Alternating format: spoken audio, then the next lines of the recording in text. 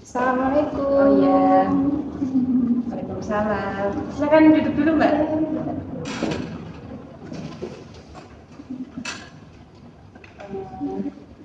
Dengan Mbak siapa? Kalau boleh tahu? Mbak Prilly. Oh iya, Mbak Prilly. Mbak Prilly, gimana kabarnya hari ini?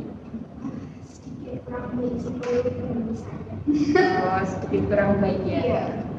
Ngomong-ngomong, Mbak Prilly ini dari mana ya? Saya dari kelas rumah asli saya di Jogja. Oh, berarti anak rantau ya? Iya. Oh iya. Sebelumnya Mbak Prilly udah pernah ikut kayak konseling seperti ini belum, Mbak? Belum sih, Bu. Oh, berarti ini baru pertama kali ya?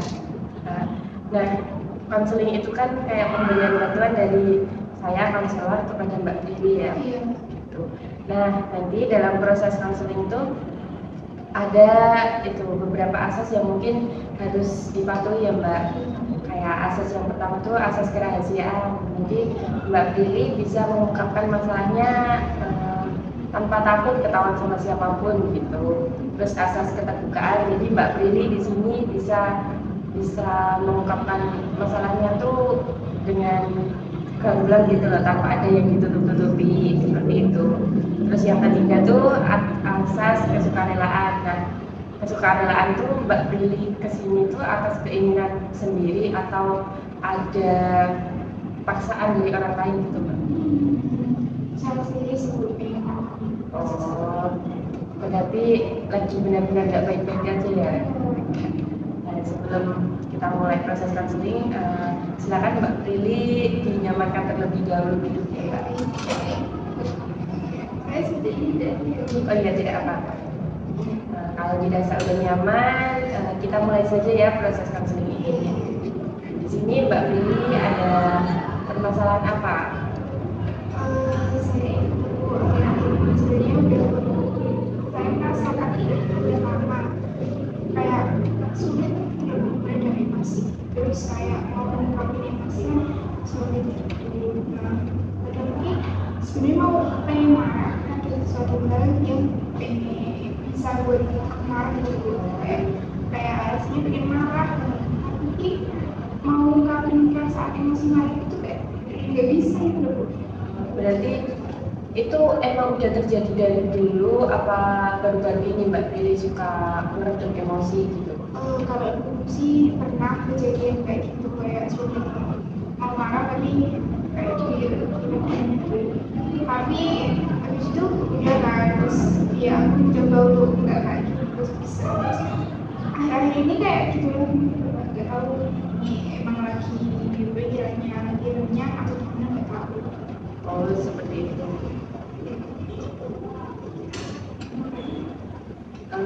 Biasanya Mbak Prilly kayak kepicu marahnya itu karena hal apa? Karena kan aku pasangan temanku kan nggak ya kan dua. Nah, apa orangnya emang orang yang suka rapi-rapi, kalau kebetulan aku rapi-rapi. Terus kadang nih kalau aku stres suka beres-beres kamar mandi, dari siap kamar mandi, bersih-bersih gitu. Nah, terus ada nih temanku itu kan dia jarang banget rapi-rapi ya.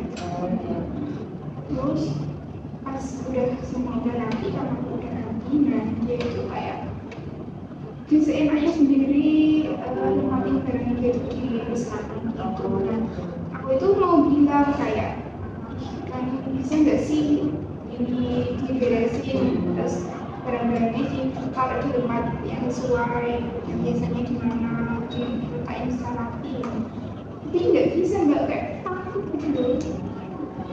Berarti itu ngekosnya udah berapa lama Mbak sama teman itu? Udah berjalan 2 tahun. Dalam 2 tahun ini berarti Mbak Mila kalau kejadian seperti itu Mbak Mila terus-terusan meredam emosi gitu? Iya, terus kadang kayak kan bapak tadi aku mau belajar mengerjain tugasnya. Aku tuh nggak bisa kalau mengerjain tugas ada yang rame gitu loh, kayak ya harus tenang gitu. Terus orang yang kayak sering bicara sendiri gitu loh, kayak self-talk gitu. Nah, ya aku gak sering nggak apa-apa sih orang self-talk, nggak apa-apa. Cuman kayak pas aku lagi nge-edukasi ganggu gitu. Nah, aku mau ngungkapin, kamu bisa nggak kayak gitu sulit banget. Nah, terus setelah itu kan udah diredam. Nah, ketika udah diredam, nah berarti kadang kayak marah itu meledak gitu. Tapi bukan ke orang itu, tapi malah kayak invasi ke teman yang lain. Nah, kalau semisal permasalahan seperti itu, mungkin Mbak Mila itu kan kayak pikiran Mbak Mila sendiri ya, jadi bikin ngeredam emosi terus. Nah, mungkin bisa dimulai kayak Mbak Mila mulai berani nih ngomong sama temen itu. Itu udah pernah dicoba atau belum Mbak sama temennya itu? Pernah kan Mbak, saya kan coba sekali gitu, kayak ini nanti barangnya kalau udah dirapiin ditaruh tempatnya ya, terus ya dia itu kayak selalu banget kalau nggak kayak gitu, ya nanti aku udah ngasih gini kayak ada alasan gitu. Ya udah kan aku kayak itu udah males Gitu. Kalau permasalahan seperti itu,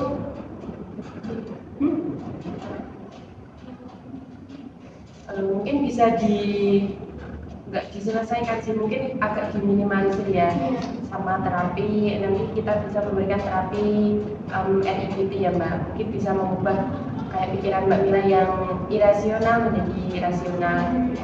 Nah, seperti kayak kan Mbak Mila kan udah pernah ngomong ke temennya ya, nah ini harus dirapiin, tapi ternyata dia nggak menghiraukan perkataan Mbak Mila gitu kan.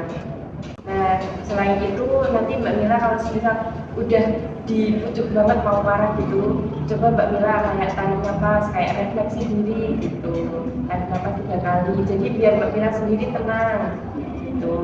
Terus selain itu mungkin bisa dicoba lagi seperti Mbak Mila ngomong lagi ke temennya. Mungkin setelah 3 kali udah Mbak Mila ngomong 3 kali tapi tetap nggak dihiraukan, mungkin Mbak Mila kayak lebih tegas lagi, aku nggak senang kayak gini. Jadi Mbak Mila harus berani gitu loh ngomong gitu, biar Mbak Mila sendiri nggak terus-terusan memendam emosi gitu.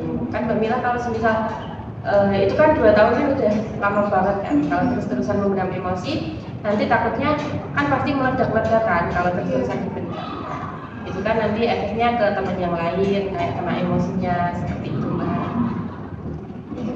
Terus ini Mbak, lagi aku kayak lebih diem gitu loh Mbak. Terus kayak lebih memilih diem gitu loh Mbak. Jadi kayak ya udah mau kayak diem aja sih. Kayak pas emosi ya udah aku diem, kayak apa diem. Udah kayak Jadi Mbak Mila ini itu ya kayak mungkin sejenis silent treatment gitu ya, lebih milih diam daripada ada konflik gitu ya. Nah, kalau seperti itu coba Mbak Mila kayak berlatih gitu, ngungkapin emosi kayak contohnya apa sih yang pengen Mbak Mila omongin ke temennya gitu, bisa dicontohkan Mbak Mila. kadang aku misalnya pengen ngomong ini ya Mbak, kamu kan tahu aku di organisasi apa sih itu, tapi ya kan ini proses perbincangan, jadi ya apa ya bareng kalau bisa yang nggak harus kamu selesaikan dari itu, tapi kayak apa dia itu kalau udah nggak bilang kayak itu kayak ada penyesalan gitu. Terus jadi aku kayak beda dikit. Jadi kayak pengen ngomong kayak jadi nanti yang bisa diterapin Mbak Mila kayak Mbak Mila tuh harus berani ngomong gitu ya. Kalau misal udah 3 kali terus ternyata masih dihirauin, berarti Mbak Mila harus benar-benar tegas kayak ini kos kita berdua, jadi yang di sini harus kita berdua gitu ya. Terus Mbak Mila mungkin bisa itu kalau kayak emosinya udah memuncak banget gitu, Mbak Mila bisa refleksi diri seperti tarik nafas, jadi biar kita tenang dulu gitu loh Mbak gitu. Terus Mbak Mila juga bisa mengambil kegiatan positif, jadi biar bukan untuk melupakan, tapi untuk nyari kegiatan lain mungkin yang lebih bermanfaat daripada mau marah-marah terus gitu. Seperti Mbak Mila bisa nulis-nulis atau nulis-nulis atau journaling seperti itu Mbak. Jadi agar pikiran Mbak Mila tuh bisa lebih positif lagi gitu Mbak. Terima kasih untuk saran-sarannya. Ya, mungkin itu tadi proses konseling ya Mbak yang dapat saya berikan. Sekarang bagaimana perasaan Mbak Mila setelah mengikuti proses konseling tadi Mbak? Ya alhamdulillah sedikit kayak bisa belajar ungkapin emosi sih. Yang dulunya aku sering kayak pendem emosi, ini kayak aku diajarin belajar ungkapin emosi secara benar. Baik. Nanti mungkin kita bisa bertemu lagi pekan depan buat misal Mbak Mila ada keluhan atau konsultasi lagi seperti itu ya Mbak. Ya. Terima kasih ya Bu atas Ya. bantuannya di proses konseling kali ini. Iya. Semoga saya nantinya di kedepannya bisa lebih baik lagi. Iya.